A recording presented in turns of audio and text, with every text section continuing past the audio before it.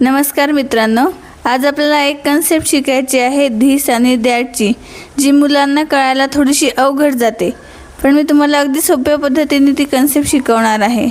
त्यासाठी बघा, लक्षात घ्या एक गोष्ट, जी वस्तू अगदी आपल्यापासून जवळ असते किंवा जिला आपण हात लावू शकतो त्या ठिकाणी आपण धिस ही कन्सेप्ट वापरतो, आणि जी गोष्ट किंवा जी वस्तू आपल्यापासून दूर अंतरावर असते जिला आपण हात लावू शकत नाही अशा ठिकाणी आपण दॅट लिहित असतो किंवा दॅट ही कन्सेप्ट वापरतो। त्यासाठी एक एक्झाम्पल म्हणून बघूया। बघा, ही डॉल इथे माझ्या अगदी जवळ आहे, मी तिला हात लावू शकते, त्यावेळेस आपण धिस ही कन्सेप्ट लिहिणार आहोत।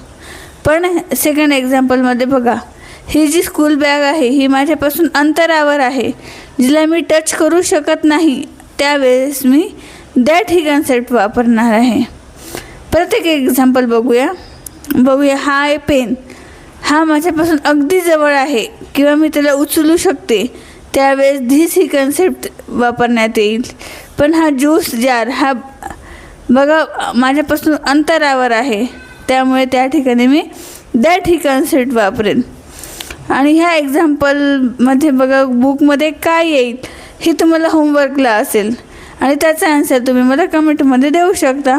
थँक्यू।